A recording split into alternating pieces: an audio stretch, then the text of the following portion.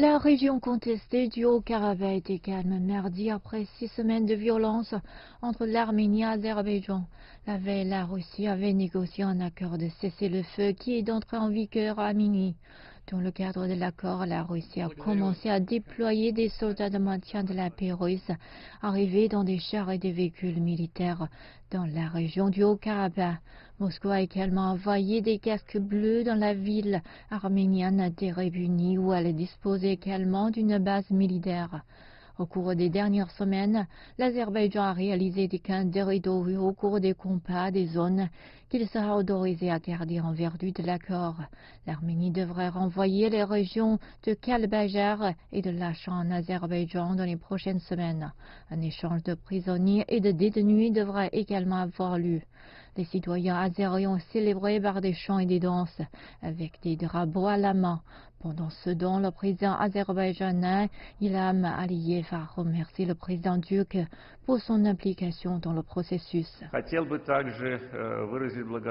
Je tiens également à exprimer ma gratitude au président de la Turquie, M. Tayyip Erdogan, pour sa participation active à la résolution politique du conflit. L'un des points de la déclaration d'aujourd'hui est une mission conjointe de maintien de la paix Russie-Turquie, par laquelle nous créons un tout nouveau format d'interaction dans la région pour la résolution des conflits et le développement futur. Avant cela, Aliyev avait déclaré que la Turquie, un proche allié de l'Azerbaïdjan, enverrait également des casques bleus. Mais les responsables russes ont contesté cette affirmation.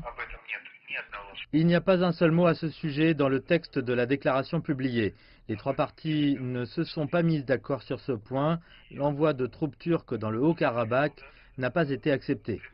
Le ministre turc des Affaires étrangères Mevlut Cavusoglu a qualifié l'accord de grand succès et de victoire pour l'Azerbaïdjan. Selon la présidence turque, M. Erdogan a eu une conversation téléphonique avec son homologue russe Vladimir Poutine, où il a souligné que l'accord constituait la bonne étape vers une solution durable.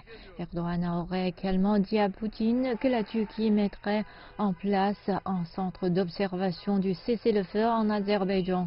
Si le cessez-le-feu tient, le 10 novembre pourrait marquer le jour où un conflit vieux de plusieurs décennies aura pris fin, du moins sur le terrain.